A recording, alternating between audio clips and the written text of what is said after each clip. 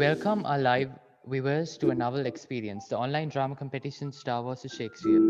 I would now like to introduce to you our judge for this segment of our competition titled Extracts from Modern Drama, Mr. Tushara Hettihamu. Tushara Hettihamu is a theatre practitioner who has been involved in public productions since the age of 6. He has been an actor, playwright, lighting and sound designer, and director during his long involvement in theatre. He has performed both locally and in India and the UK with different theatre companies. He has recognized he was recognized at the Youth Drama Festival for his role in Pinter's One for the Road. He has been the director of several award-winning Shakespeare drama competition entries for Royal College since 1999. Thank you, Mr. Hettihamu, for finding time amidst your busy schedule.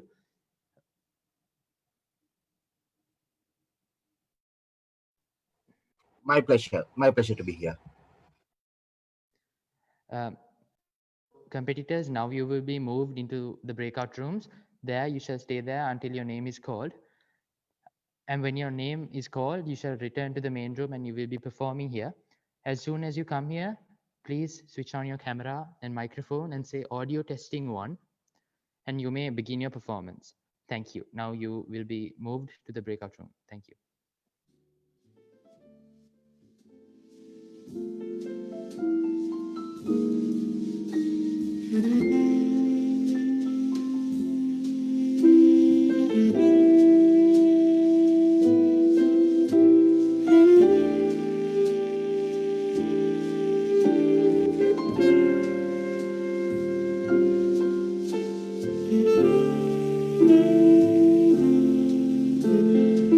The first competitor for today, DMG2101, will be arriving shortly.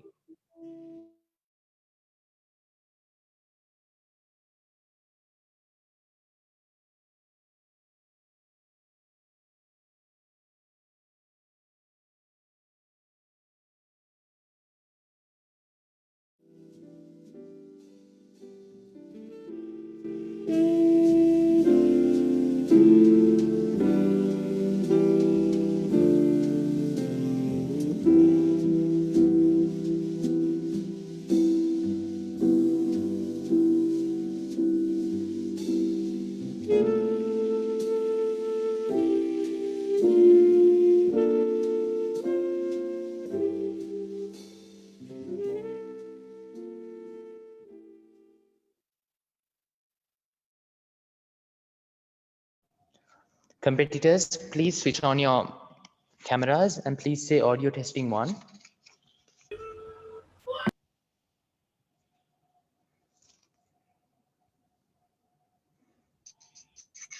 Audio testing 1.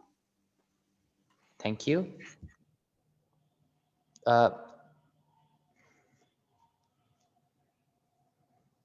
Namaste, good afternoon. Today we will be performing Caught with His Trance Down by George Fred, whatever.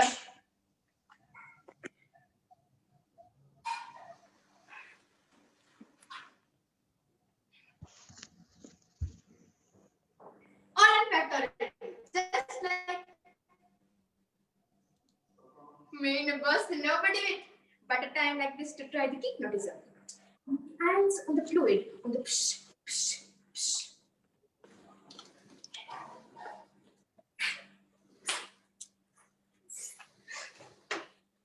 Alright, stupid. 20 francs, sir. I beg your Marjorie, what is the name of? You Numbskull. How does that feel? I thought, sir. I have half a mind to fire you on the spot. Get out of here, Marjorie. You thought. Heaven knows what he thought. Borricket. There you are, my son. Now then, father, about that little chat with Antoinette, heart to heart. Oh, yes. You wait here. I'll send her right. Justin, you can go now. I won't be needing you. Very well, monsieur.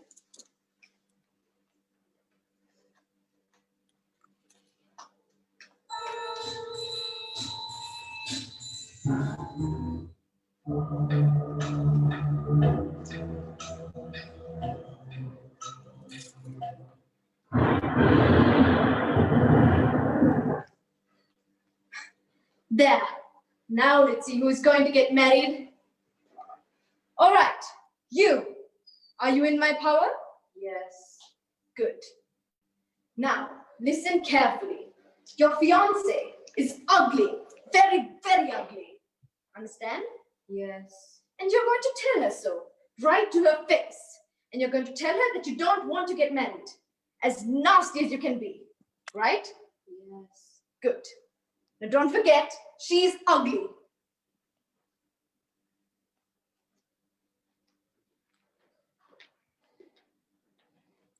Ah, there you are, monsieur.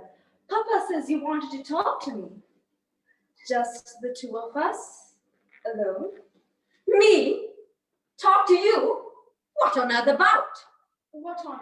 Monsieur, I can't even stand the sight of you. Why should I want to talk to you, for heaven's sake? What are you saying? I'm saying that you're ugly. Ugly, ugly, ugly. Understand?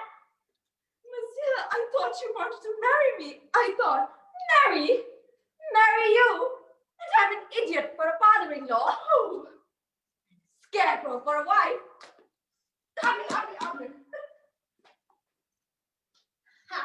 Perfect. Just perfect. I couldn't have done it better myself.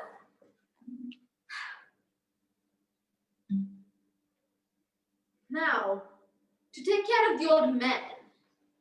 All right, you. Can you hear me? Yes. I'm turning you in to a monkey. Good. A chimpanzee. Very good. Now don't forget, a chimpanzee.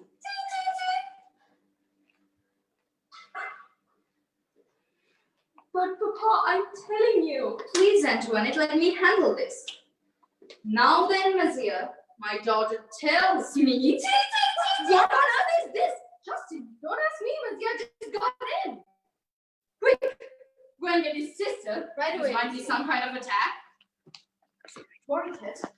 There you are, my son. What's the trouble with you? Go! Not so loud. He might be dangerous. Justin. She's coming, monsieur. She'll be right in. What? Good God! She's crazier than he is. No, Antoinette, you've seen quite enough of this display. The wedding is off. Oh, Papa! All right, you two. Settle down. From now on, you're on your own.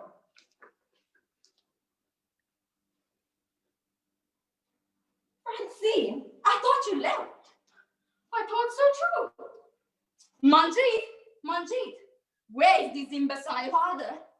Don't father me, you madman. But monsieur, Oh, to think I almost let Antoinette marry a lunatic. whatever does it mean, precious? I have no idea. I'm fit to be tied. Exactly, in a straitjacket. And the sooner the better before your next attack. My what? And that goes to your lunatic sister too. I beg you, ole, ole, ole. Do you think he's dangerous? I don't know. But let's not wait to find out. Manjeet! Go, get our bags. We are leaving. I said, go get our bags. We are leaving. What? So he got half his mind. No, baby. What? I'm hearing.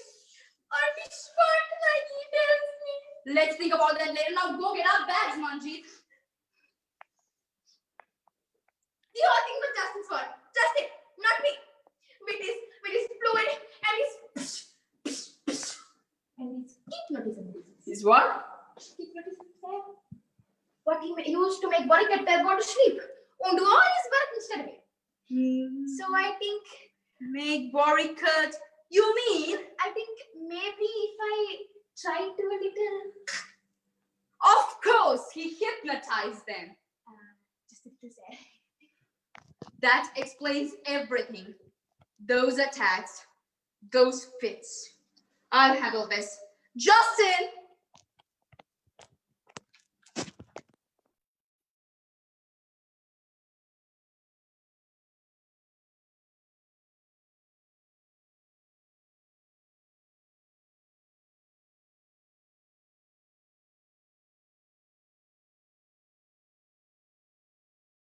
Thank you, performers. Please proceed to the breakout room.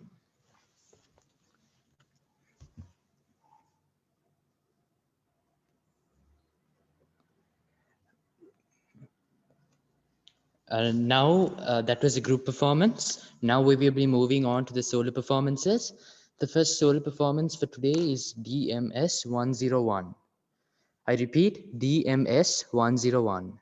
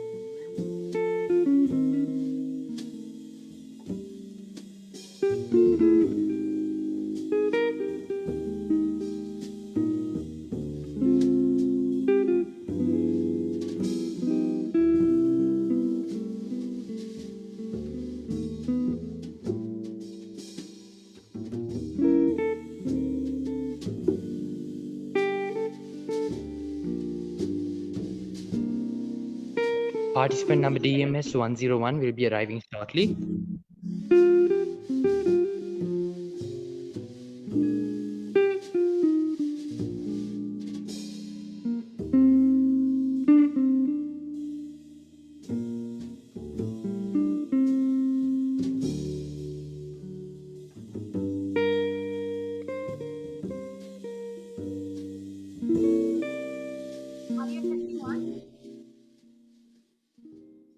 Participant DMS 1101, please say audio testing 1.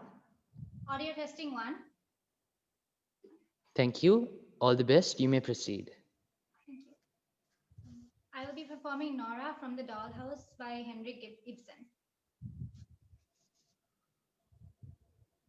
But it was absolutely necessary that he should not know. My goodness, Christine, why can't you understand that?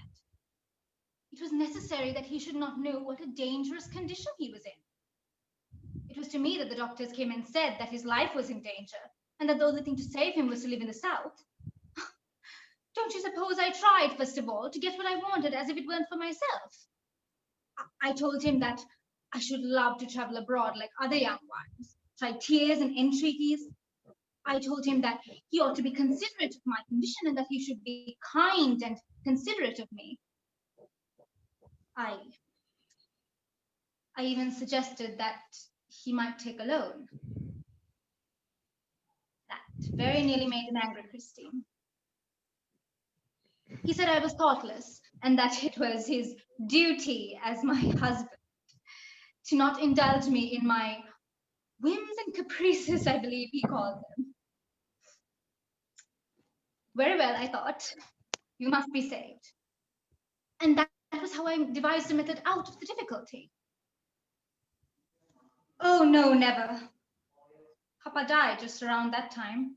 I had meant to let him in on the secret and beg him not to reveal it, but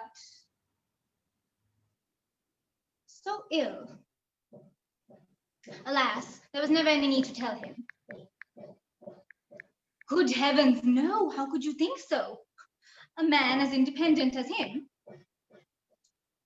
Besides, how hurtful and humiliating it would be for Tudor, in all his manly independence, to know that he owed me anything. No, it would upset our dynamic altogether, and this beautiful, happy home of ours would no longer be what it is now. Thank you.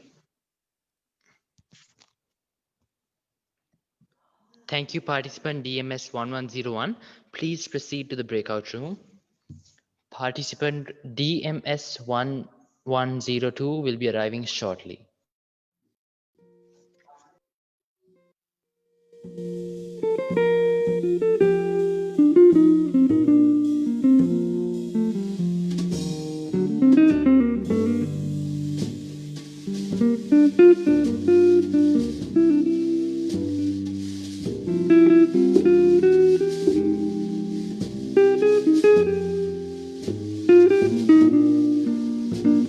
Participant number DMS 1102. Please switch on your mic and camera.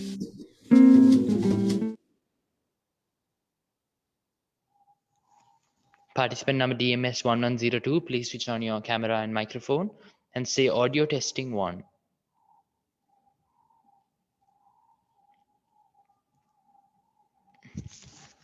I repeat, participant number DMS 1102.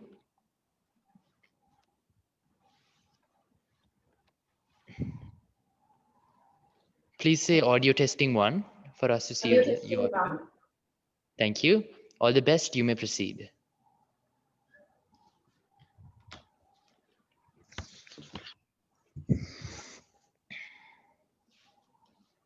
Hello, I'm going to perform an extract from the play Millionaires by Bernard Shaw, and I'm portraying the character Epiphania.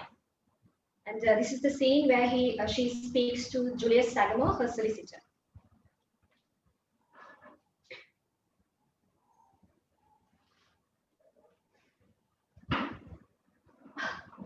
You are a brute, a beast, and a pig. My life is nothing to you. You do not even ask what has driven me to this. You make money out of the death of your clients.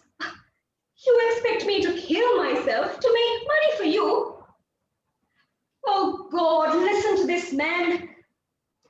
Has it ever occurred to you that when a woman's life is wrecked, what she needs is a little sympathy and not a bottle of poison? You don't even ask what Alistair has done to me. You are an unmitigated hog, Julius Sagamore. Damn your prescription. There. You call the outcry of an anguished woman blowing off steam, do you? You are not a man. You are a rhinoceros. You are also a fool and a rotten solicitor. You're not a gentleman. You insult me in my distress. You back up my husband against me.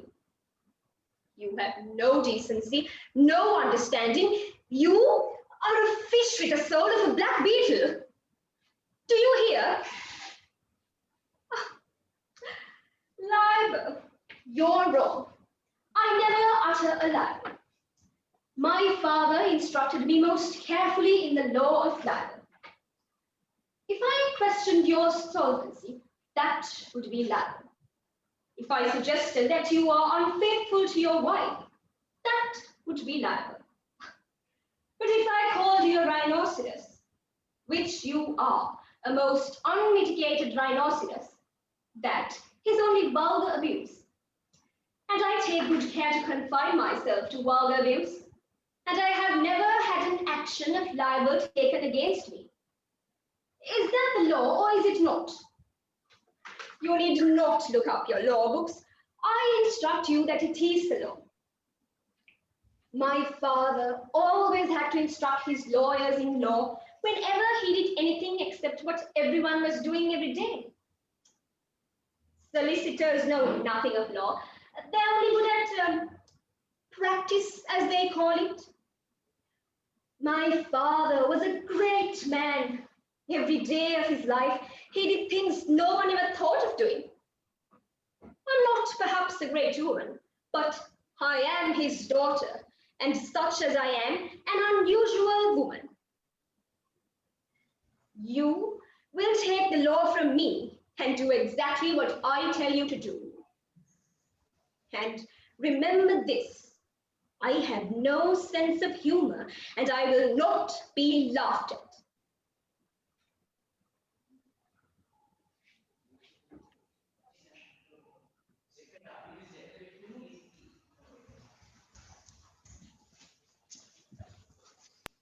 Thank you, performer, for your performance. Thank you so The much. next participant, DMS 1103, will be arriving shortly. Participant number DMS 1102, who just performed, please proceed to the breakout room.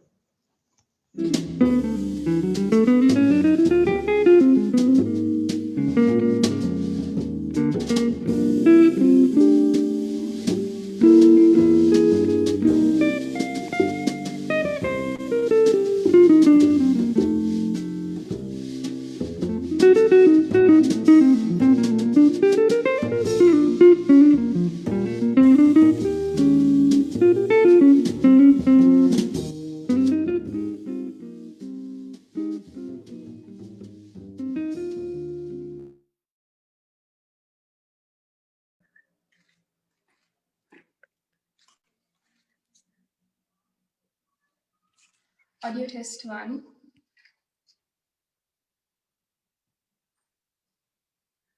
Thank you. All the best. You may proceed. I'll be performing an extract from Dog Anxiety and I'll be playing the character of Zara. She asks me to watch her puppy Oscar and I say sure. I mean, how bad could it be to watch over an innocent, harmless, cute little puppy, right? Right? Oh, it was a nightmare if there ever was one. Look at me. Do you see the bags under my eyes? I look as if I went 12 rounds with Muhammad Ali. She tells me, like it's no big deal. She says, Zara, would you mind watching my puppy for me for 3 days? And I said, sure, no problem. That dog has not stopped barking in its tiny, squeaky little voice. Mar! Didn't stop barking the entire night. Mar! Like a werewolf, howling in the night, kept me up. I tossed and turned, and I tossed and turned some more. I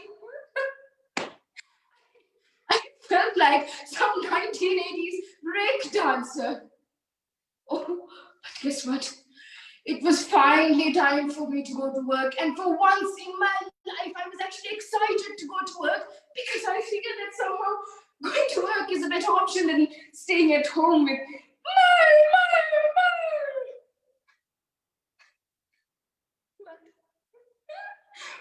But guess what? As soon as I stepped foot in the kitchen, I found myself sliding all the way across the kitchen and flat dead on my back. I have bruises as big as boulders. It was dog pee. Pee! Yes. This is so messed up. That dog is so messed up. And Cheryl is so messed up for suckering me into watching her I can't think of any more insults for that I've just had it.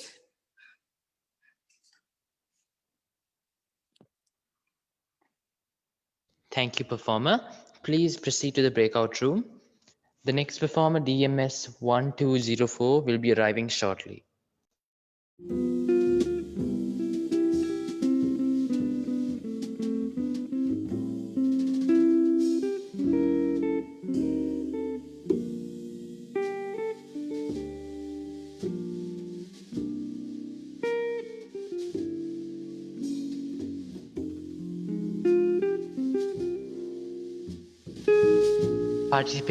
Participant number DMS 1204, please switch on your camera and say audio testing 1.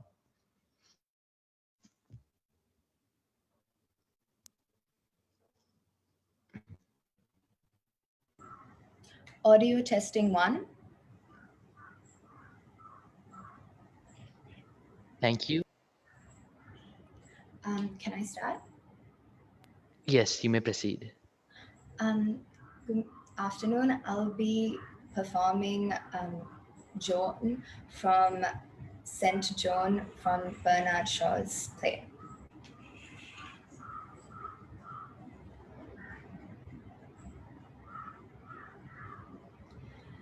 Yes, they told me you were fools and that I was not to listen to your fine words, nor trust your charity. You promised me my life, but you lied. You think life is nothing more than being stone dead. It is not the bread and the water that I fear. Bread has no sorrow for me, and water no affliction. But to shut me from the light of the sky and the fields and the flowers, to chain my feet so that I can never ride again with the soldiers nor climb the hills, to make me breathe foul, damp darkness, and keep me from everything that brings me back to the love of God, when your wickedness and your foolishness tempt me to hate him. All this is worse than the furnace in the Bible that was heated 7 times. I could do without my war horse. I could drag about in a skirt. I could let the banners and the trumpets and the knights and the soldiers pass me and leave me like they leave all the other women. If I could only still hear the wind in the trees and the larks in the sunshine, the lambs crying through the healthy forests, and the blessed church bells that bring my sweet angel voices floating to me on the wind. But without these things, I cannot live. And by your wanting to take them away from me or from any human creature, I know that your counsel is of the devil and mine is of God. Thank you.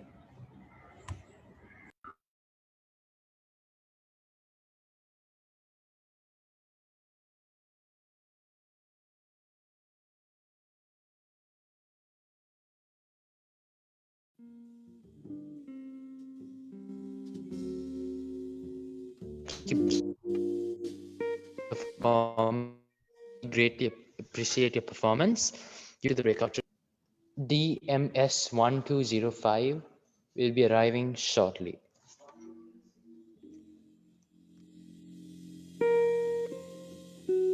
Apologies, contestant number 1206 will be arriving shortly.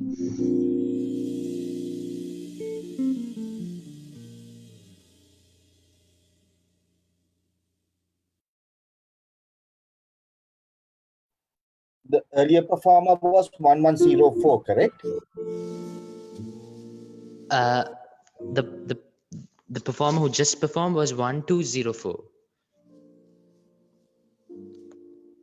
1204. Okay. Yes. All right. Thank you. The performer who will be performing now is 1206. Got it. Got it. Performer 1 DMS 1206. Please switch on your camera and microphone and say audio testing 1. Audio testing 1. Thank you. You may proceed. All the best. Thank you. I'll be performing an extract from A Raisin in the Sun. My character is Walter Lee Younger.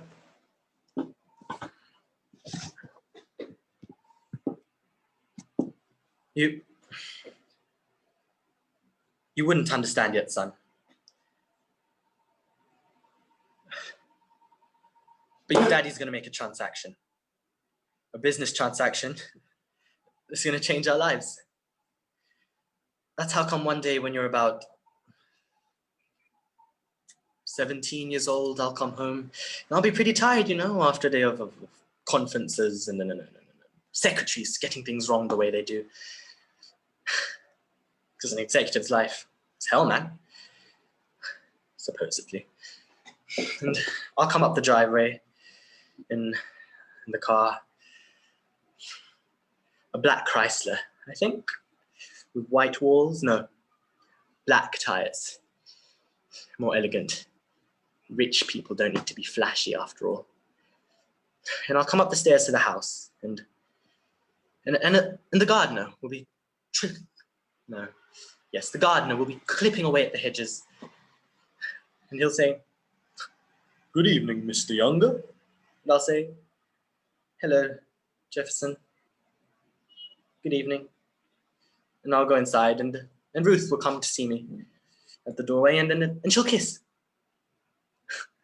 She'll kiss me. She'll kiss me. And then Ruth will take me by the arm, and we'll go upstairs to your room where you'll be sitting on the floor with the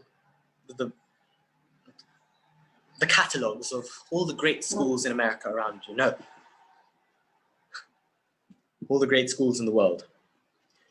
And I'll come up to you and I'll say, "All right, son, it's your 17th birthday. What have you decided? You just tell me, son, which school you've chosen, which school you want to go to, and it'll be done. I promise you, son, I'll give you the world. I promise you. I'll give you the world."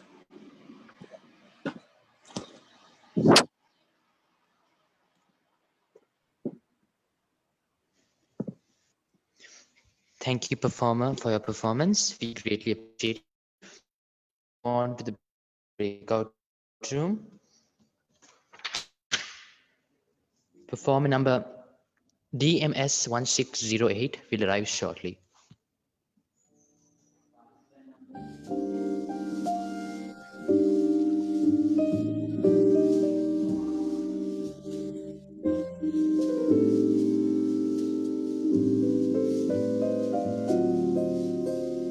Adjudicator, have you received the Excel sheet?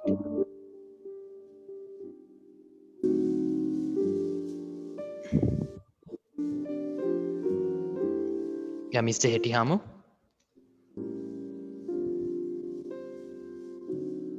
Yes. Have you received the Excel sheet? Did you mail it to me? Yes. Okay, I haven't received it. From what email is it? A modern drama invitation to edit. Okay, all right, got it. Okay. Okay. Would you mind filling in the marks in that form? All right, so I'm just doing the comments right now. Once it's completed, I'll tally it up and I will add on the marks. So I know the criteria. Okay. I'm looking at it and keeping that. Yeah, no worries. Thank you. Performer number DMS 1608 has arrived. Performer, please switch on your microphone and camera and say audio testing 1. Okay, just give me.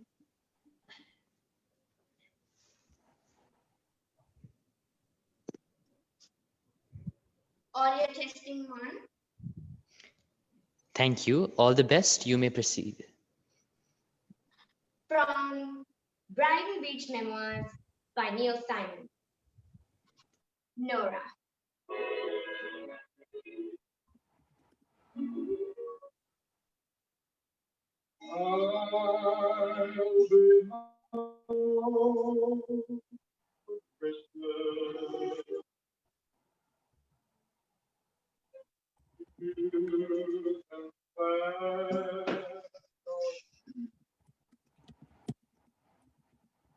Leave me alone! Don't just sit there watching me. Do you have to stare at me? Can't I have any privacy? How would you feel if your entire life depended on what your Uncle Jack decided? Oh, God. I wish Daddy were alive. I mean, he was strict, but he was fair. If he said no, he always gave you a good reason for it. He always thought things out. I wish I could call him somewhere now and ask him what to do. One 3-minute call to heaven is all I ask. Who told you I that? sent it to Agua. I WhatsApped it to him. She told you that every night before she goes to bed, she puts his picture on her pillow and talk to him? I WhatsApped it to him. She never told me that. That's weird. Oh God. He was so handsome. Always dressed so dapper. Shoes always shine. I always thought he should have been a movie star. Like Gary Cooper. But mostly, I remember his pocket. When I was 6 or 7, he always brought me home a little surprise. Like a Hershey or a top. He'd tell me to go get it from his coat pocket. So I would run to the closet and put my hands in, and it felt as big as a tent. I wanted to crawl in there and go to sleep. And there were all these terrific things in there, like juice fruit gum, and spearmint lifesavers, and bits of cellophane, and a crumpled piece of tobacco, and movie stars, and nickels, and pennies, and rubber bands, and paper clips, and these grey suede gloves which she wore in the winter time. Then I found his coat in Mom's closet, and I put my hand in the pocket, and everything was gone. It was empty and dry clean, and it felt cold.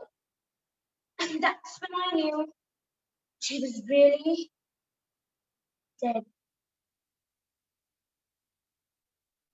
Oh God, I wish we had our own place to live.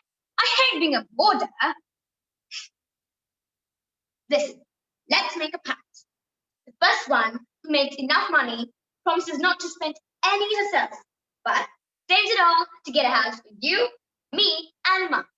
That means every penny we get from now on, we save for the house.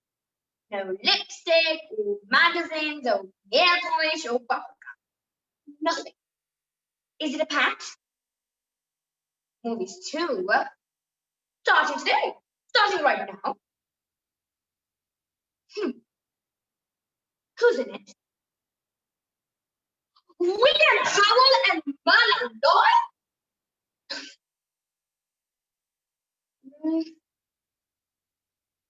Okay then, Samson from Sunday. I'll go with you Saturday. Thank you. Thank you, performer, for your performance. We greatly appreciate it. Please proceed to the breakout room.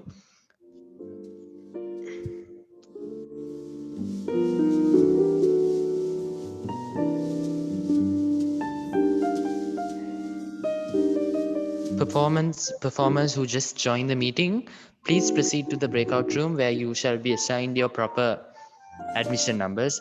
DES 1812, please proceed to the breakout room.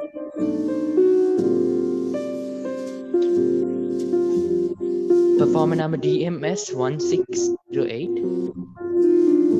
will be arriving shortly.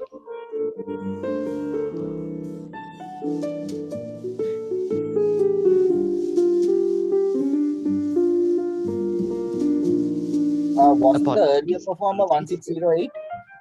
Apologies, sorry. The performer who will be arriving now will be DMS 1609. Super. Gotcha. Thanks.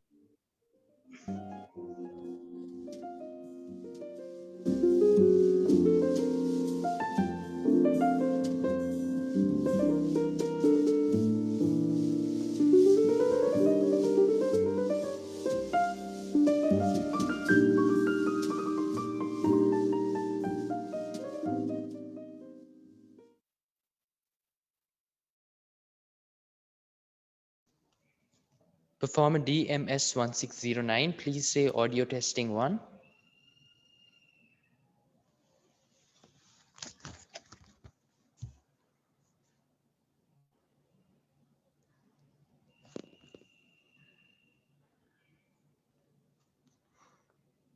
Performer 1609, please say audio testing 1 and unmute yourself.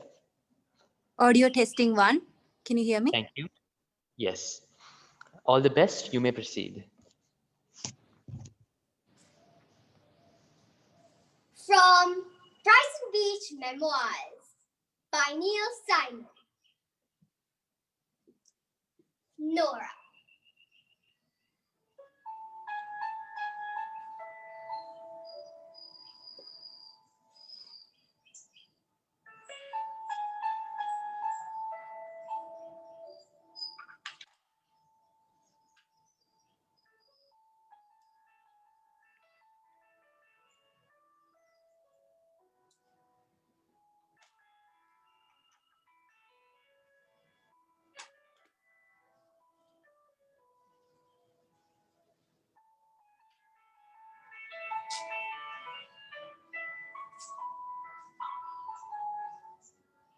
Leave me alone! Don't just stand there watching me. Do you have to stare at me? Can't I have any privacy? How would you feel if your entire life depended on what your Uncle Jack decided? Oh God, I wish Daddy were alive. I mean, he was strict, but he was fair. If he said no, he would always give you a good reason for it. We always talked things out. If I could talk to him from somewhere now and ask him what to do, 1 3-minute call to heaven is all I ask. She told you that? She told you that every night before she goes to bed, she keeps his picture on his pillow and talks to him? Ew! She never told me that. That's weird. Oh God, he was so handsome. Always dressed in dapper, and his shoes always shined. I always thought he'd be a movie star, like Gary Cooper. But mostly, I remember his pockets. When I was 6 or 7, he always brought home a little surprise, like a Hershey or a top. He'd tell me to go get it from his coat pocket. So I ran into the closet and put my hand in, and it felt as big as a tent. I wanted to crawl in there and go to sleep.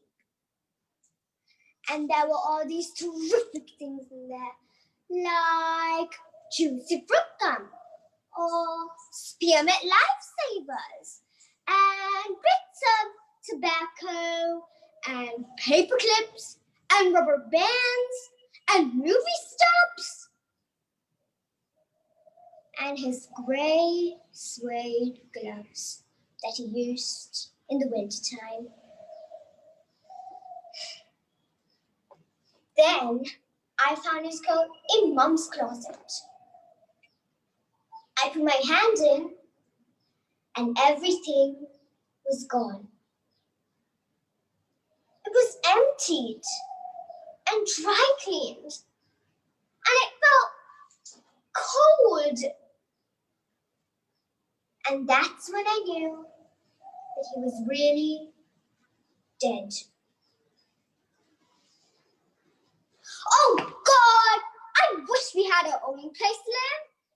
I hate being a boarder. Listen, let's make a pact. The first one who makes enough money promises not to spend any on herself, but saves it all to get a new house for you, me, and Mum. No lipstick or magazines or nail polish or bubble gum. Nothing. Is it a pact? Movies too. Starting today. Starting right now.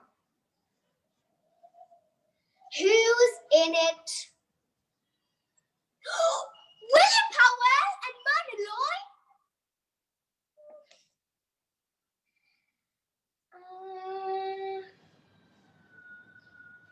Okay then, starting on Sunday. I'll go with you Saturday. Thank you.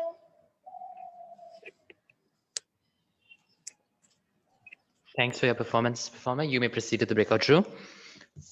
Performer number DMS1710 will be arriving shortly.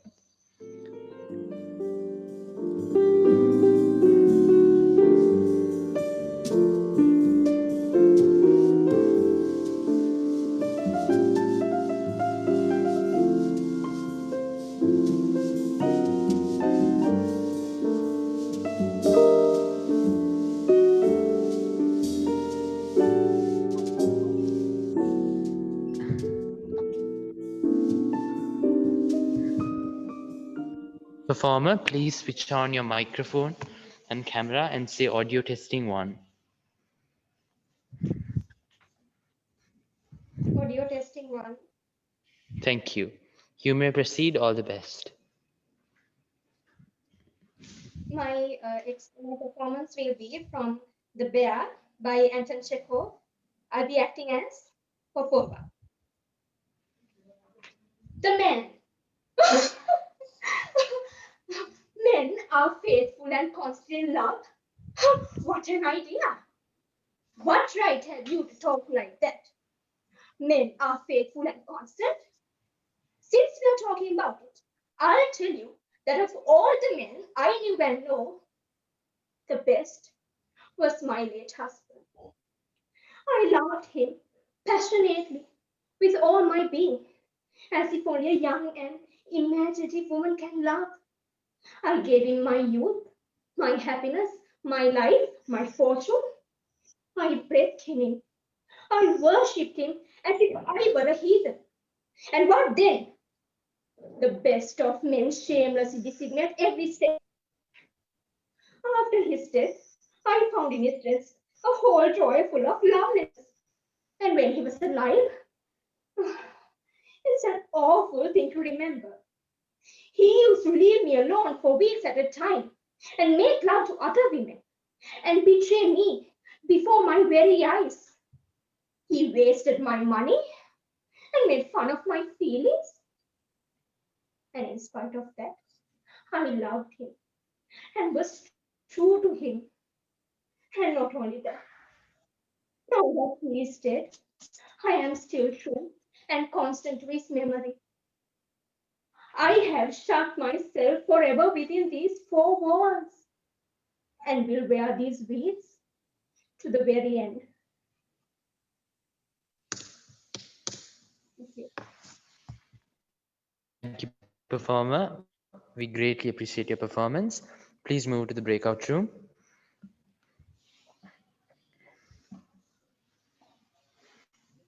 Performer number DMS1811 will be arriving shortly.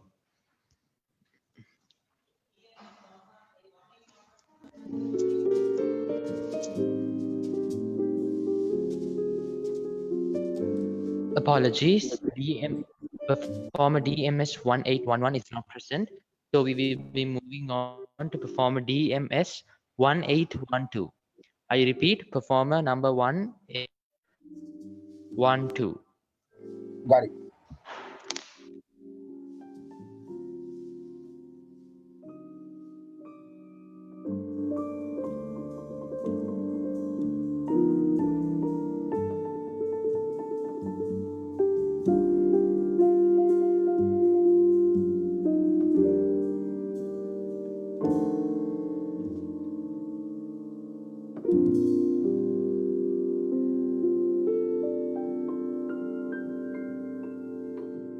Performer, please switch on your microphone and camera, and please say audio testing 1.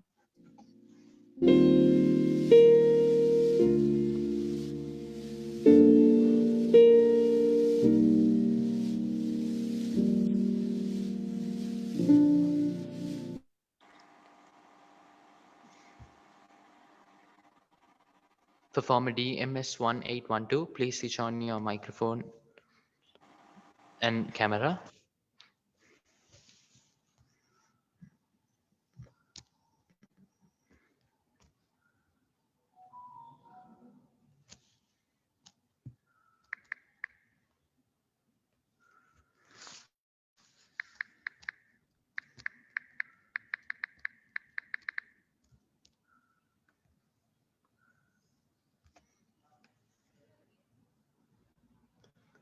Performer DMS1812.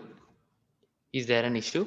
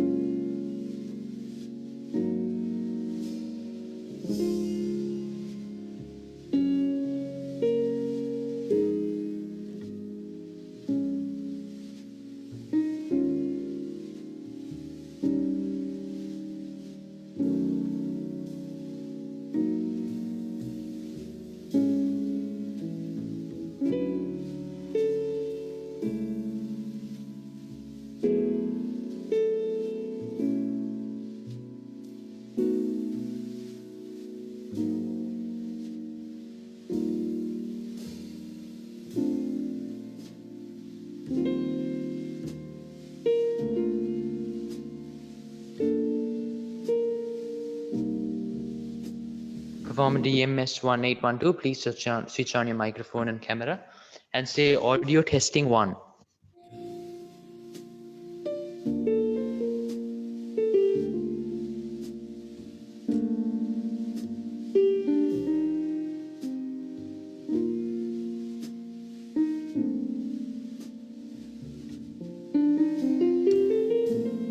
Performer DMS1812.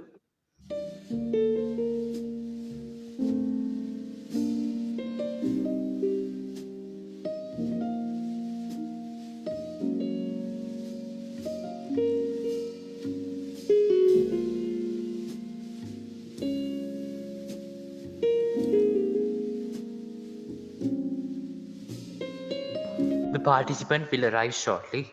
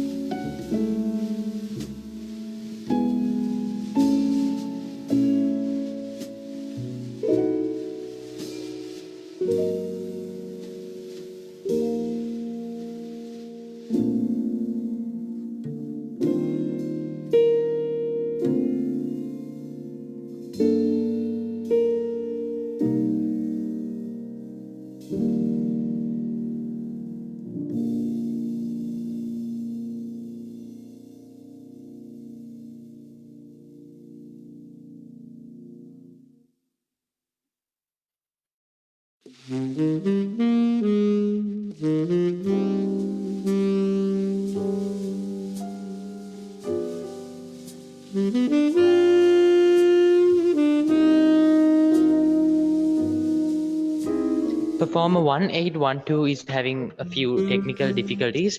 Till we sort that out, we shall be moving on to performer DMS 1813. I repeat, performer DMS 1813. Got it.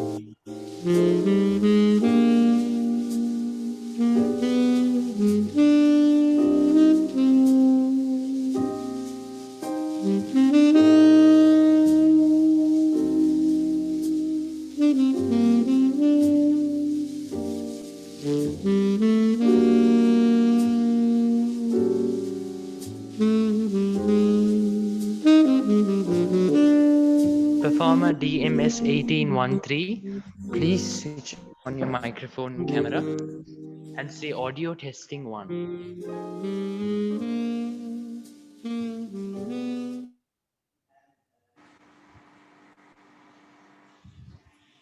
Audio testing 1.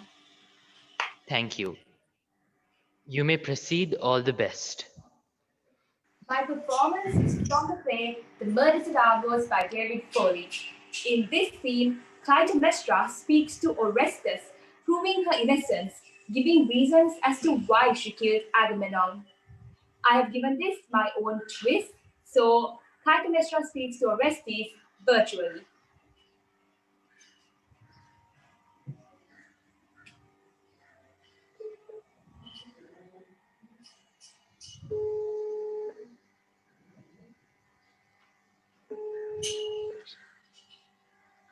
Orestes.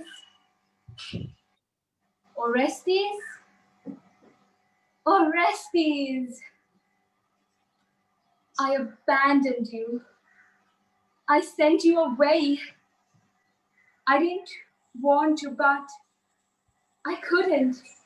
There was no. We were house in pain, and you were so young, so fragile. I didn't want to see you hurt and twisted like the rest of us. Can you understand that? Electra? Electra is hurting. Yes, she is. She's hurt and she's angry and she has every right to be. I'm not denying that at all. No, I haven't always been a good mother. But I've tried. I've tried. And Electra has to give me that? No, I'm not perfect. But I've done the best I could under very difficult circumstances. Yes, I did. But Orestes, I want you to look at me and understand one thing. What happened between me and Daddy has nothing to do with you. It doesn't affect my love for you one iota. You or Electra or Chrysothemis must never feel like you all did anything wrong. It was between me and Daddy, and I still love you all very, very much. No, you mustn't do that. You mustn't kill Aegisthus, because Mommy needs Aegisthus.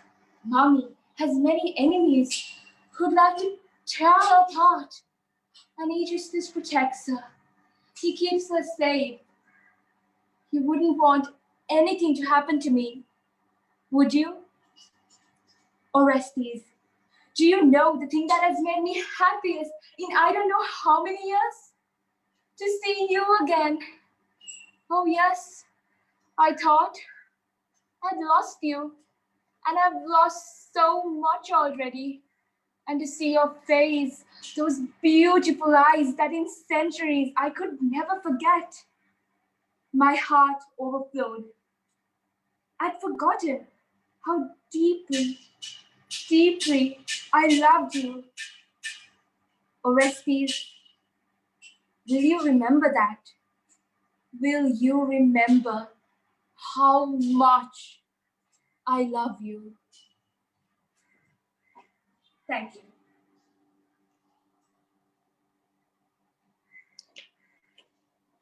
Thank you, performer, for your performance. Please move to the breakout room.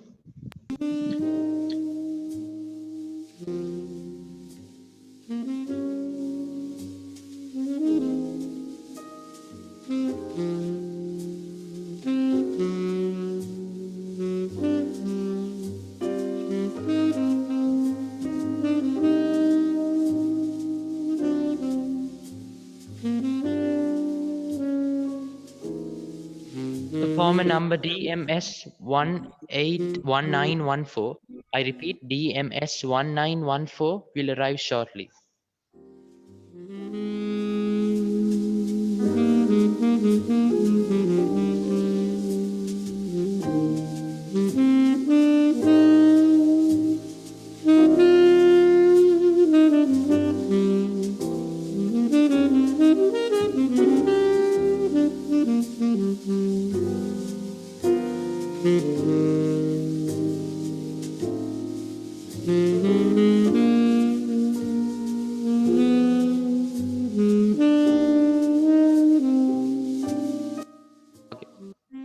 Perform on your microphone and camera and say audio testing on. Audio testing 1. Thank you. You may proceed. All the best. I'll be performing the character of Amanda Wingfield from Glass Menagerie by Tennessee Williams.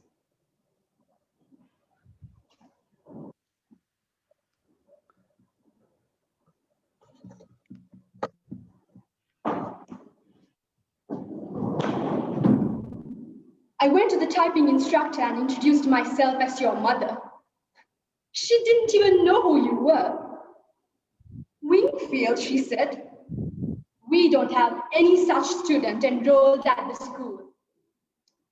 I assured her she did, that you have been going to school since early January. I wonder, she said, if you could be talking about that terribly shy little girl who dropped out of school after a few days' attendance. I said, no, Laura, my daughter has been going to school for the past 6 weeks. Excuse me, she said. And then she took the attendance book, and there was your name, unmistakably printed, and all the dates you were absent, until they decided that you had dropped out of school. I said, no. There must have been some mix-up in the records. And she said, no. I remember her perfectly. Her hands shook so that she could hit the right keys. The first time we gave her a speed test, she broke down completely. Was sick at her stomach and almost had to be carried out in the washroom. And after that morning, she never showed up anymore. We phoned the house, but never got any answer. While I was working at Famous and Bar, suppose, demonstrating those, I felt so weak. I could barely keep on my feet. I had to sit down until they got me a glass of water. $50 tuition. All of her plans, my hopes and ambitions for you, just gone up the spout. Just gone up the spout like that. Thank you. Thank you for your performance. Please proceed to the breakout room. Performer number DMS1812, the performer who had technical difficulties before, shall arrive now and perform. I repeat, performer number DMS1812.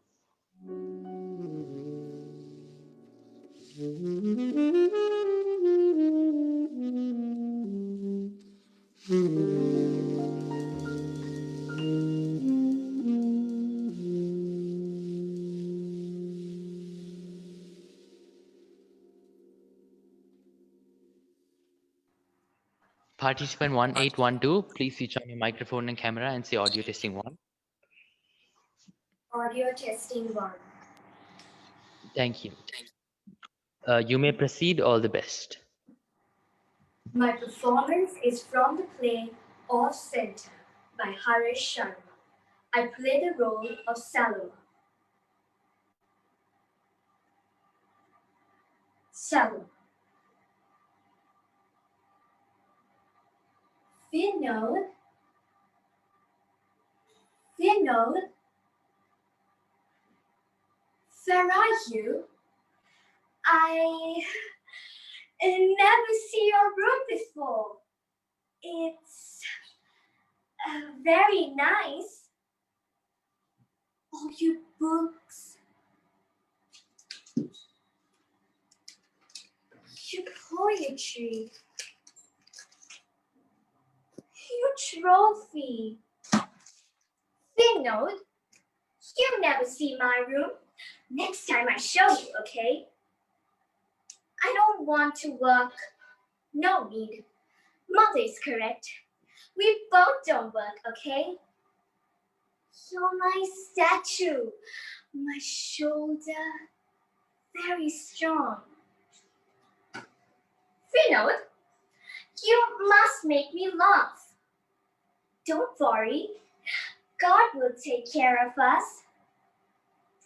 We can go out, your void deck, my void deck. Everything so void. I can sing to you. You can teach me poetry. We can sing.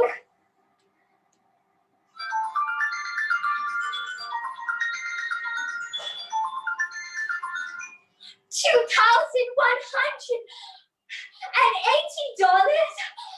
Reload! See? I say you must listen to Class 95 FM. Now we win a lot of money. I will buy things for you, okay? Because you always buy things for me. We can go out. We can take the plane.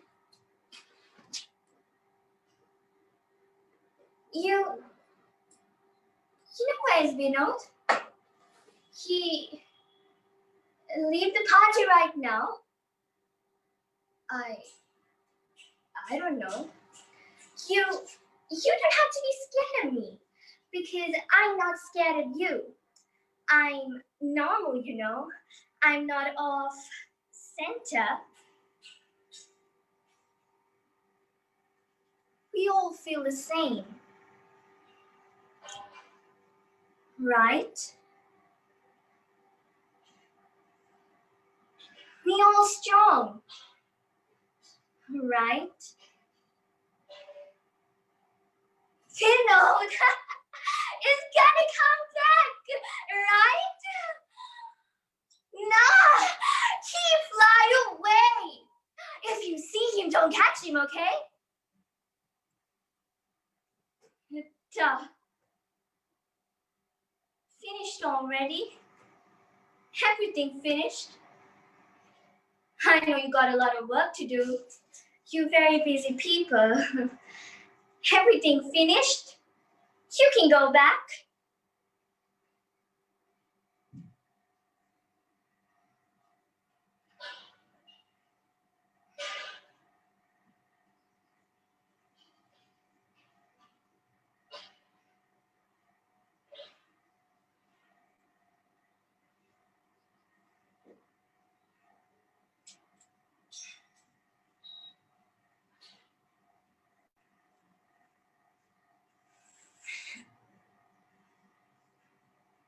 Thank you.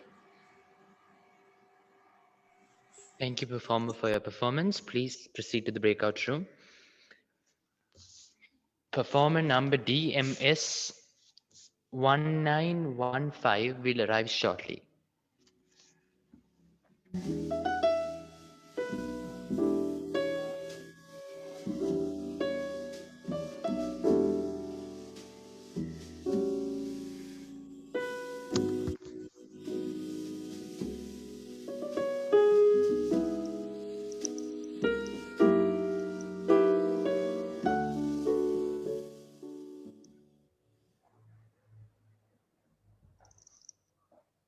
Performer number DMS 1915, please say audio testing 1. Audio testing 1. Great. You may proceed. All the best.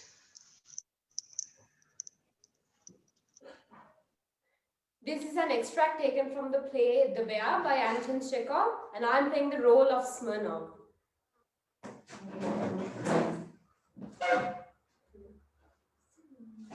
Silly and rude. I don't know how to behave before women. Madam, in my time, I've seen more women than you've seen sparrows. 3 times I fought duels on account of women. I refused 12 women, and 9 have refused me. Yes, there was a time I used to play the fool, scented myself, used honeyed words, wore jewelry, made beautiful bows. I used to love, to suffer, to sigh at the moon, to get sour, to thaw, to freeze. I used to love passionately, madly, every blessed way devil take me. I used to chatter like a magpie about emancipation and wasted half my wealth on tender feelings. But now, you must excuse me. You won't get wrong me like that now. I've had enough. Black eyes, passionate eyes, ruby lips, dimpled cheeks, the moon whispers, the timid breathing. I wouldn't give a brass farthing for that lot, madam. Present company always accepted. All women, great or little, are insincere, crooked, backbiters, envious, liars to the marrow of their bones, vain, trivial, merciless, unreasonable. And as far as this is concerned, excuse my outspokenness, a sparrow can give 10 points to any philosopher in petticoats you like to name. You look at one of these poetic creatures, all in muslin, ethereal demigoddess. You have a million transports of joy. You look into her soul and see a common crocodile. But the most disgusting thing of all is that this crocodile, for some reason or the other, imagines that its chef d'oeuvre, its privilege, its monopoly is its tender feelings. Why? Confound it. Hang me on a nail, feet upwards if you like, but have you ever met a woman who can love anybody except a lap dog? When she's in love, can she do anything but snivel and slobber? While a man is suffering and making sacrifices, all her love can do is express itself in playing about with a scarf and hook him more firmly by the nose. You have the misfortune of being a woman. You know from yourself the nature of a woman. Tell me truthfully, have you ever met a woman who was faithful, sincere, and constant? You haven't. Only freaks and old women are faithful, sincere, and constant. You'll meet a cat with a horn or a white woodcock sooner than a constant woman. Thank you.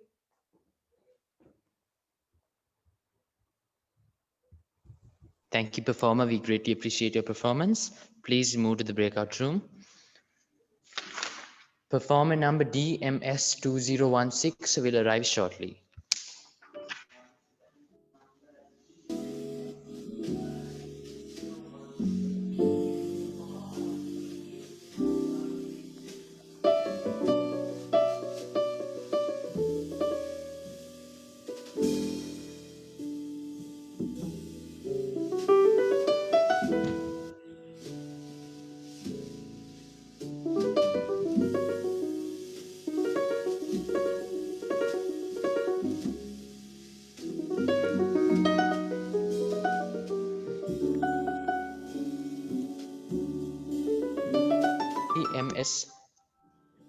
DMS2016 has arrived. Please switch on your camera and microphone and say audio testing 1.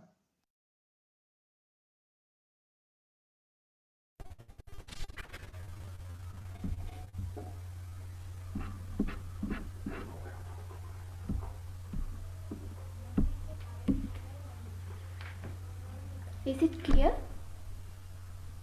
Yes, please say audio testing 1.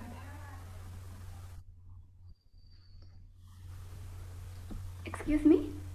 Could you please say audio testing 1 just to see whether you're audible and clear? Okay. I am here to perform the character Nina in Seagull by the writer Anton Chekhov.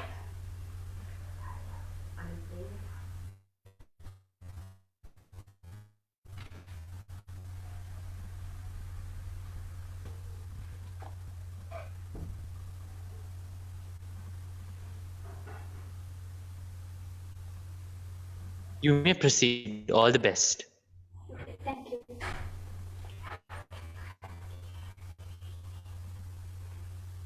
I am here to perform the character Nina in Act 4 of the play Seagull by Anton Chekhov.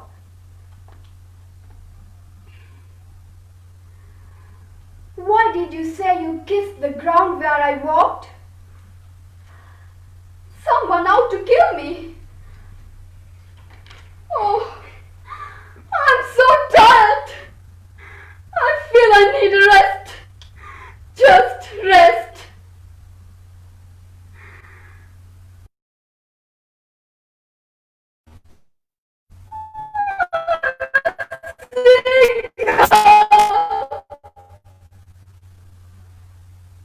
No, that's not it. Well, he's here too. Well, never mind. Yes.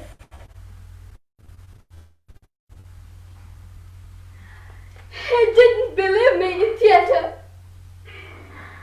He always used to laugh at my dreams. And so gradually I ceased to believe too and lost heart. And then I was so preoccupied with love and jealousy, with a constant fear for my baby.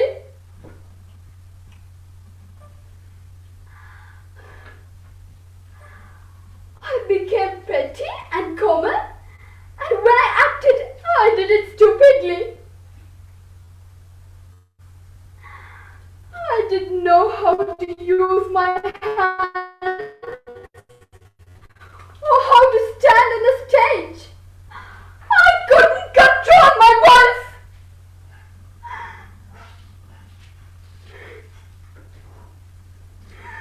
But you can't imagine how it feels like when you know that you are acting so poorly. I'm a seagull. No, that's not the game.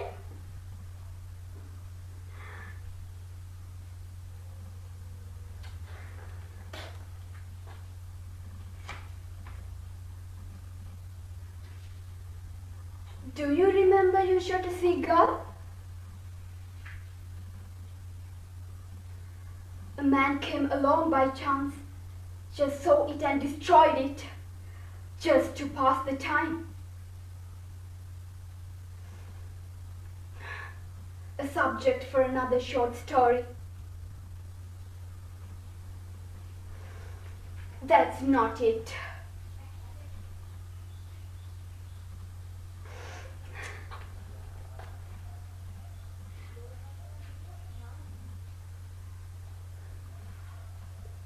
What was I talking about?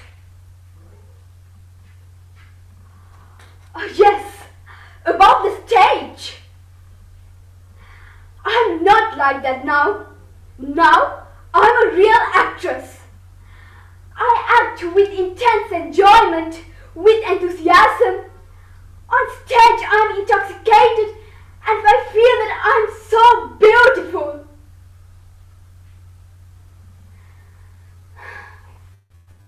But now, while I'm living here, I go for walks a lot. I keep walking and thinking and feeling that I'm growing stronger in spirit with every day that I pass. I think I know now that what matters in our work, whether we act on the stage or whether we write stories or glamour, not the things I used to dream about, but knowing how to endure things, how to bear one's cross and have faith.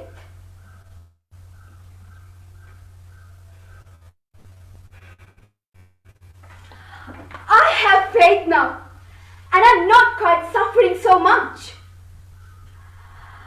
And when I think of my vocation, thank you.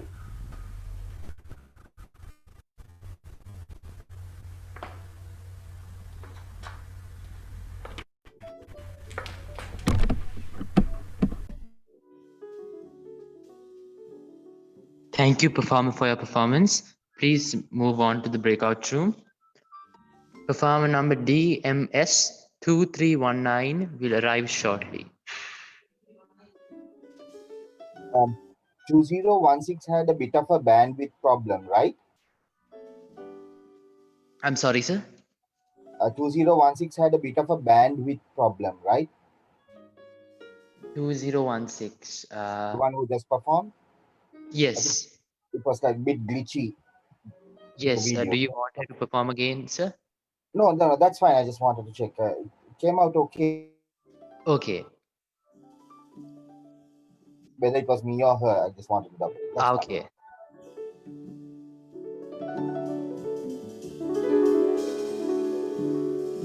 I'm sorry. Performer number DMS 2318 will perform shortly. I repeat, performer number DMS 2318 will perform shortly.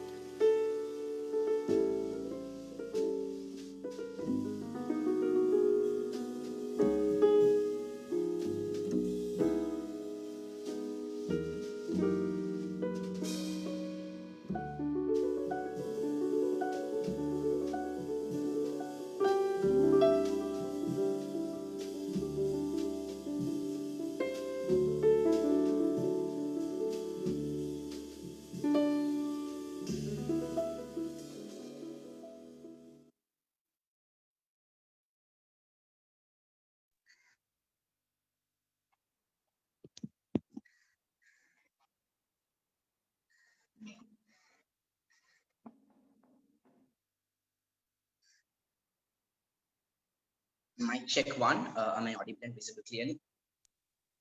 Yes, performer number DMS 2318 has arrived. You may proceed. All the best. All right, thank you. Act 2 from Pygmalion by Bernard Shaw. Doolittle asks for money. Doolittle. Thank you, Governor. Well, the truth is, I've taken a sort of a fancy to you, Governor. I've never lived my life to the fullest, Governor. And if you want the girl, I'm not so set on having her back home again. But what I might be open to an arrangement. In regards to light of a fine young woman, she's a fine, beautiful young girl. As a daughter, she's not worth her keep. So I tell you straight, all I ask is my right as a father, and you're the last man alive to expect me to let her go for nothing. For you all want the straight sword, Governor. What's a £5 note to you? And what's a license to me? Of course, dear Governor. If I thought your intentions wasn't, I does 50. Not in a general way, I would, but to oblige a gentleman like you. I do a good deal, I do assure you. Can't afford them, Governor. Neither could you if you were as poor as me. Not that I mean any harm, but if lives that's going to have a bit of this, why not me too? That's it, Governor, that's it. That's exactly what I'm saying. My word, father's word. Don't say that, Governor. Don't think of it that way. What am I? Governor's vote? What am I ask you? An undeserving poor. That's what I am. Never lived my life at all. Think of what that means to a man.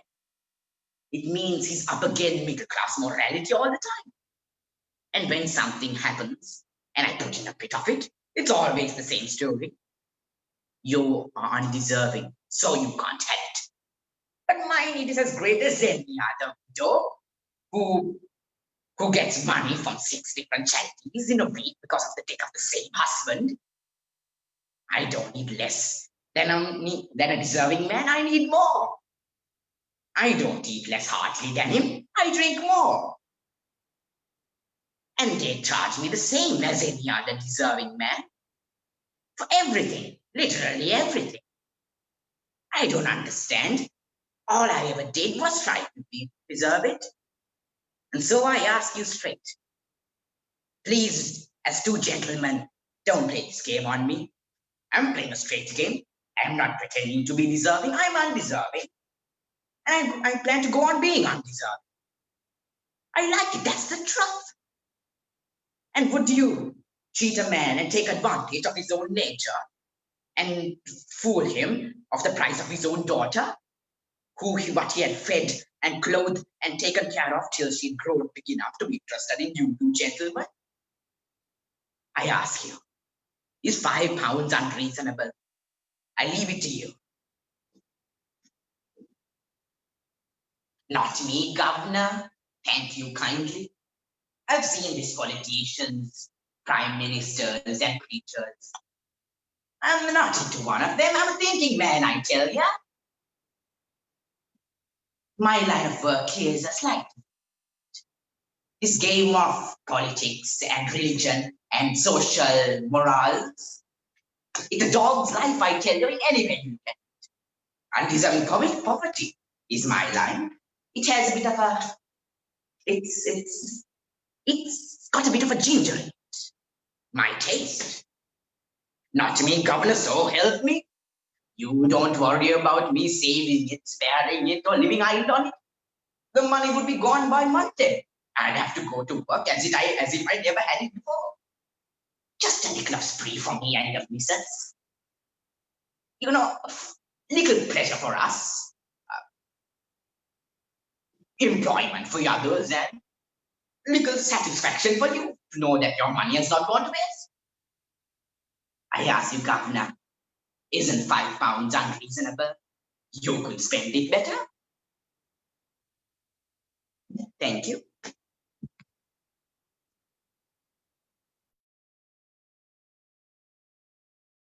Thank you, performer, for your performance. Please move to the breakout room.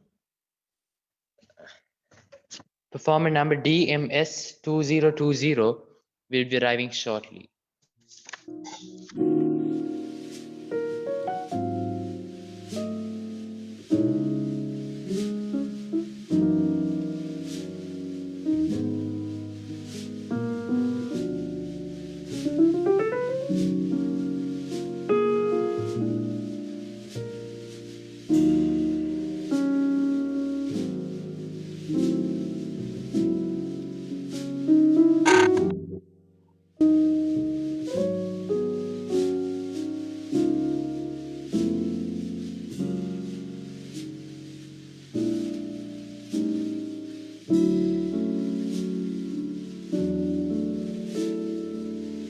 Performer DMS 2020 has arrived. Please switch on your camera and microphone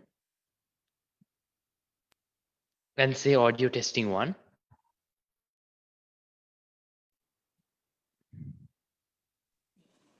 Audio testing 1.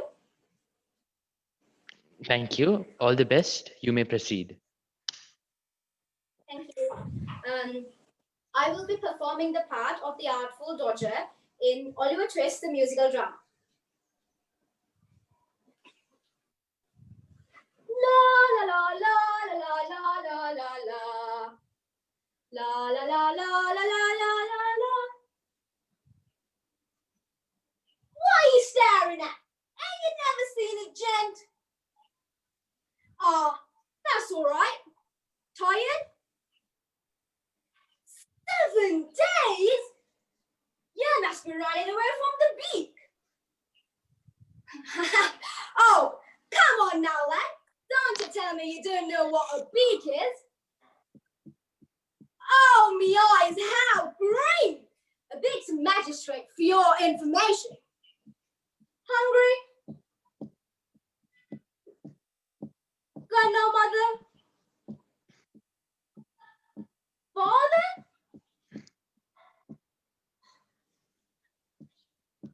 Lovely ball, the winner today. Don't you agree? Well, I suppose you'll be wanting a place to sleep tonight. Got any lodgings?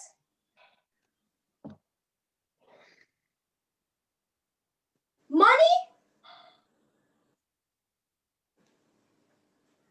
I do live in London. When I'm at home, anyway. You got any accommodations? Well, then accommodated you shall be, my young mate. Now, I know a certain house where a respectable old gentleman lives who'll let you spend the night not asking for a penny. You ask me whether I know him? I might say I do. I wouldn't exactly say he's a charityman. Not exactly. But if I introduce you to him, and I might add I'm a particular favorite of Mr. Figgin. That's his name, by the way. He might let you spend the night. Well, seeing as I'm taking you to him, I might as well get to know your name, young lad. Oliver Twist. Nice to meet you. My name's Jack Dorgan, but my most intimate friends call me the Artful Dodger. To think of it, I ain't got no intimate friends. Oh well, what's the difference? You're coming with me, young lad. Mine? Consider yourself at home. Consider yourself one of the family. We've taken to you so strong. I'm sure we're going to get along. Consider yourself well in. Consider yourself part of the furniture. There haven't much to spare. Who cares whatever we've got to share? Now they'll meet some harder days and a lot of days. Why, brass? There'll always be someone to pay the bills and the drinks are on the house. Consider yourself our mate. We don't really want no fuss. And after some consideration, we can say, consider yourself one of us. Thank you.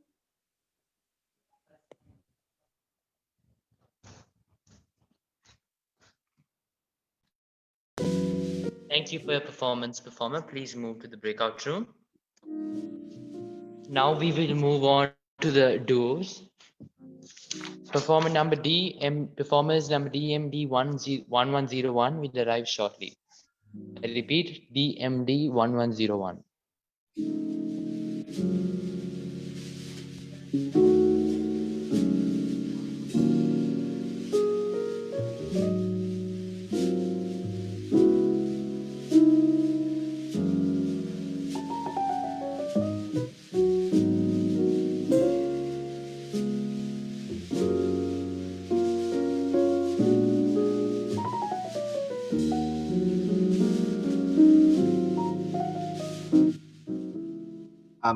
Could you give me 2 minutes? I will then take you on.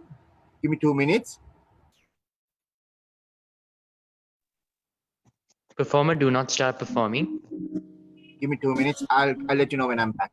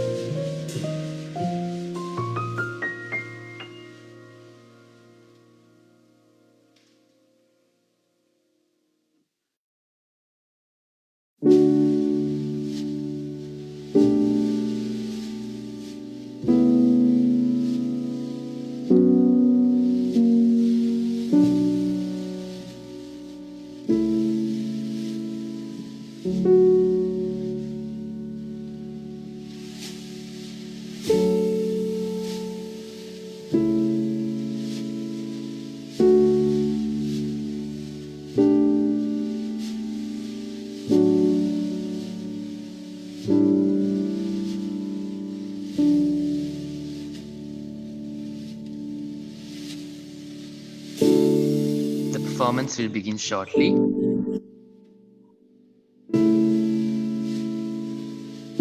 Thank you for waiting. Sorry to have kept you waiting. Please commence. Performer number DMD1101, please say audio testing 1 and you may proceed.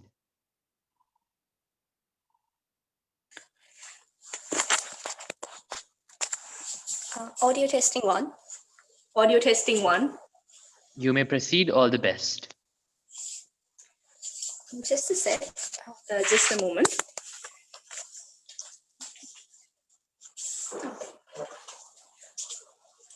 We'll be performing an extract from The Marriage Proposal by Anton Chekhov, and I'll be performing Natalia, and I'll be performing as Lumov.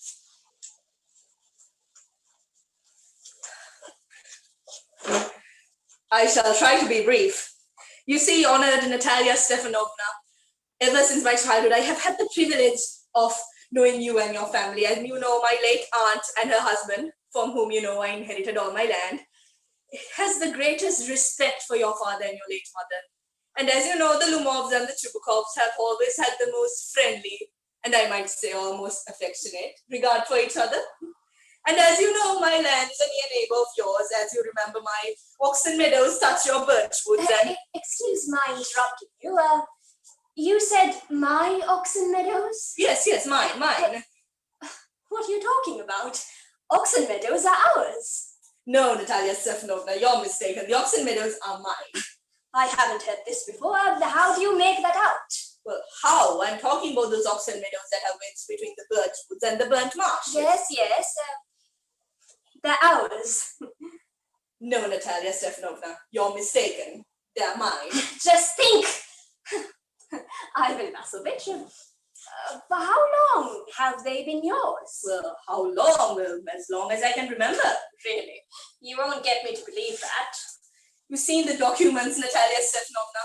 The oxen meadows, it's true, were the point of dispute once, but now everyone knows they're mine. There's nothing to argue about. You see, my aunt's grandmother gave the land as perpetuity to the peasants of your father's grandfather, in return for which they were to make bricks for her. But the peasants of your father's grandfather got into the free use of the land for about 40 years and had the habit of regarding it as their own land. No. It isn't like that at all. My grandfather and my great-grandfather both reckoned that their land extended up to Burnt Marsh, which means that oxen meadows are ours. I can show you the documents, Natalia. You're simply joking. Or making fun of me. Strange. We've had the land for nearly 300 years and suddenly we're told it's not ours. Ivan Vasovich, I can hardly believe my own ears. This land isn't worth much to me. It only comes up to about 5 decitins and are worth perhaps 300 rubles, but it's the unfairness I can't stand. Say what you will, I can't stand unfairness. Hear me out, I implore you. The peasants of your father's grandfather, as I have already had the honor of explaining to you, used to bake bricks for my aunt's grandmother. Now, my aunt's grandmother, wishing to I can't make a head or tail of these aunts, grandmothers, and grandfathers. Oxen meadows are ours, and that is all. Mine. Ours! You can go on proving it for 2 days straight. You can put on 15 dress jackets, but I'll tell you, they're ours!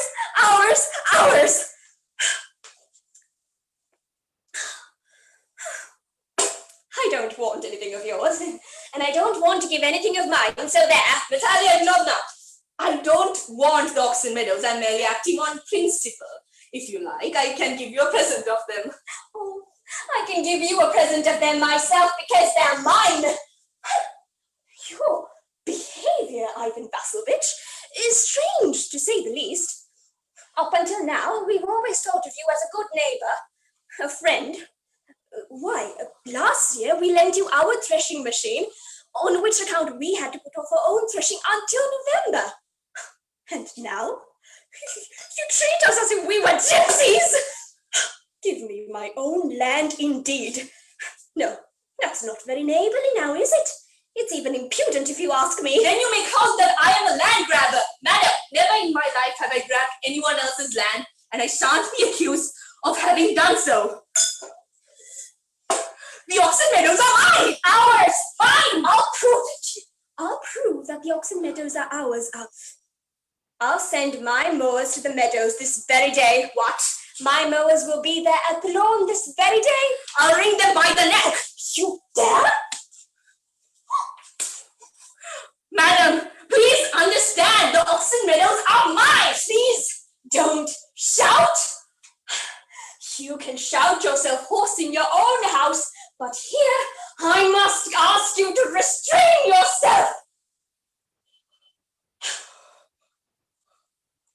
Thank you, thank you. Thank you, performers, for your performance. Please move to the breakout room. Participants number DMD 2103 will be arriving shortly.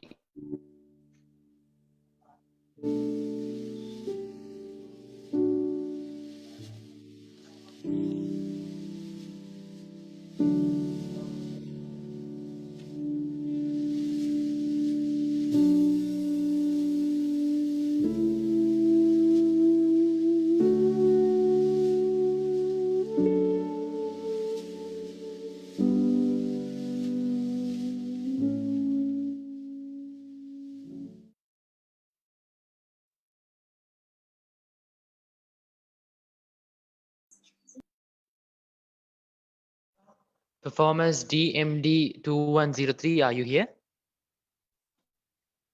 Yes. Please switch on your microphones and cameras and say audio testing 1.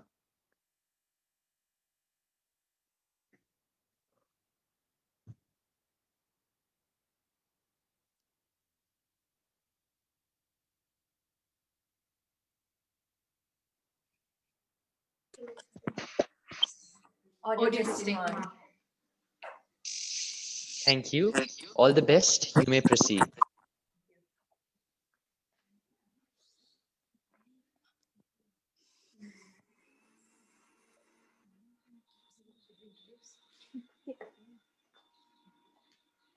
We will be performing an extract from The Bear by Anton Chekhov.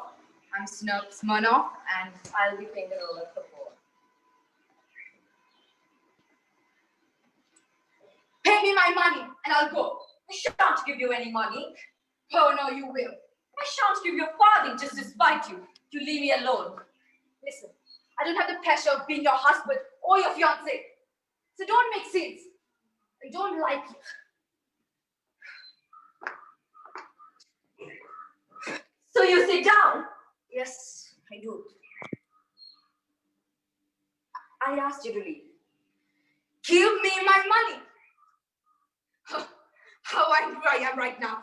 I don't want to talk to impudent scoundrels like you. Get out of this. Aren't you going? No. No. No. No. Very well then. Shut up. You're a bear. A coarse bear. A bourbon. What did you call me? I said, you're a bear and a And may I ask you what right you to insult me? And suppose I'm insulting you. Do you think I'm afraid of you? And do you think just because you're some poetic creature, you have the right to insult me? We'll find out then. Do you think I'm afraid of you? Just because you have large fists and a bull throat? Hey, you bourbon, it's about time that we got rid of this prejudice where men have to pay for their insults. You want equality of rights? We'll have it. We'll fight it out. Very well then, with pistols. This very minute. This very minute. I think my husband had some pistols.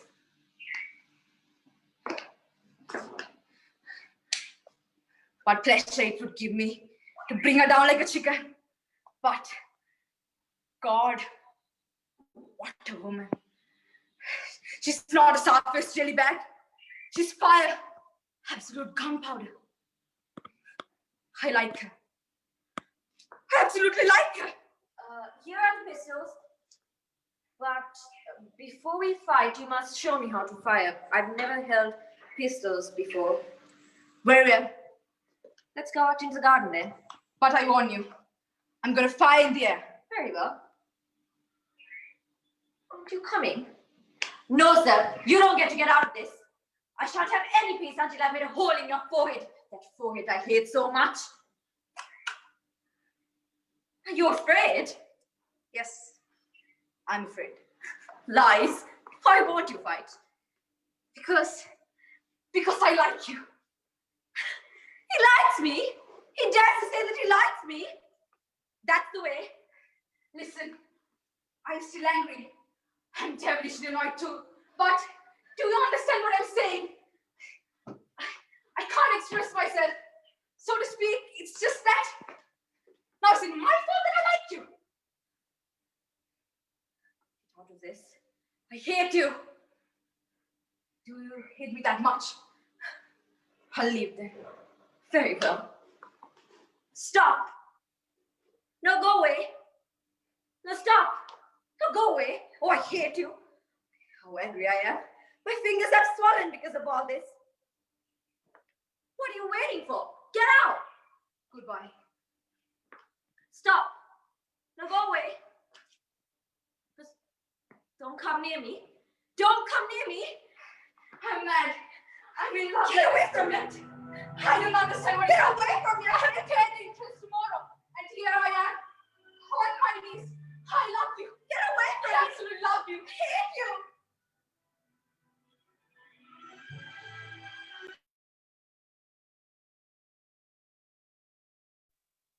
Thank you, performers, for your performance. Please move to the breakout room. Performer number DMD104 will be arriving shortly.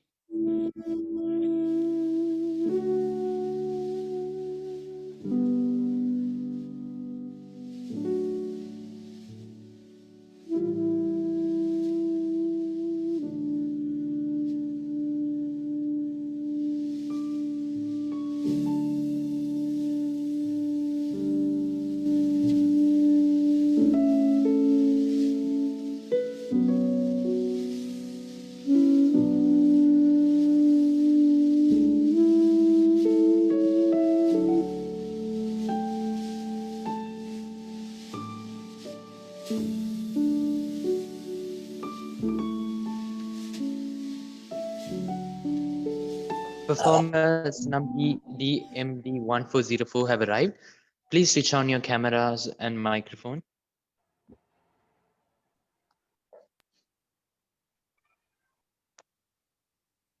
Thank you. You may proceed. All the best. An extract from Keeping Tom Nice, the last scene. I play the character Dove. He plays the character.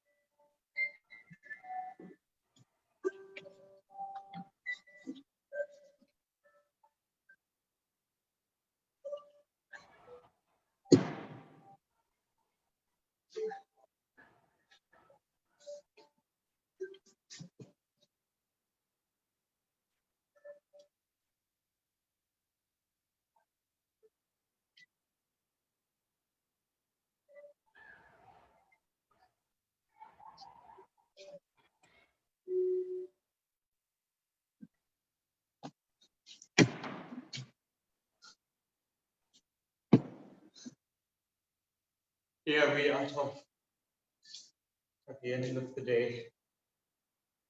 Charlotte's on the train, thankfully, rushing off to her friends. Your mother is busy upstairs, so here we are. But we're not alone. No, never alone. From now on, they will be here, picking up your sleeve, examining flesh. God, I can't trust myself anymore, and they can't stop me.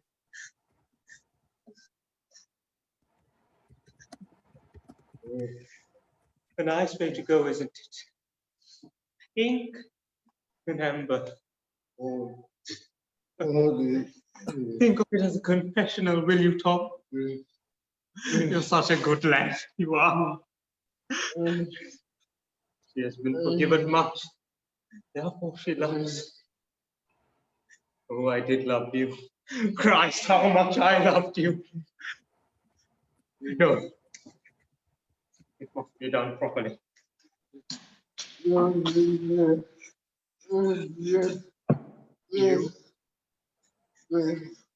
are my life and mind. You are my sleeping and waking. You are my God and my blood. I love you.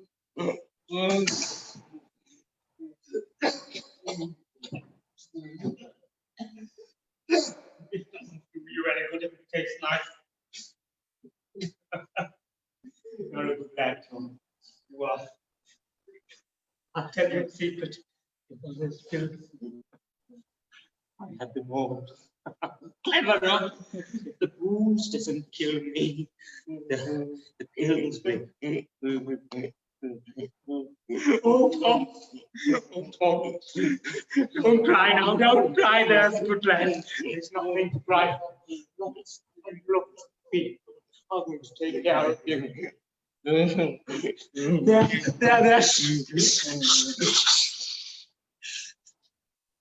It's going to be all right now. There. It's going to be over now. It's going to be over. Oh.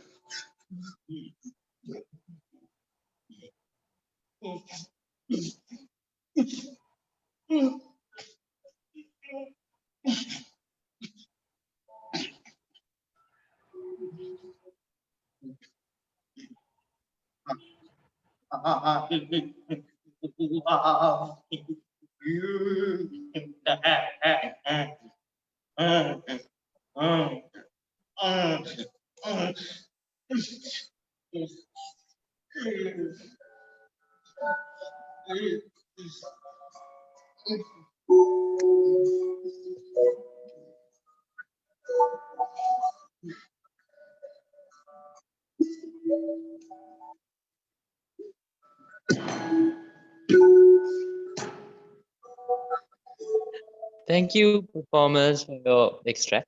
Please move to the breakout room. That brings Very us to the quickly, end of the. sorry, very quickly, could I have the two character names that they gave for that last piece? I couldn't quite catch that. Participant DMD 1404, what were the two character names?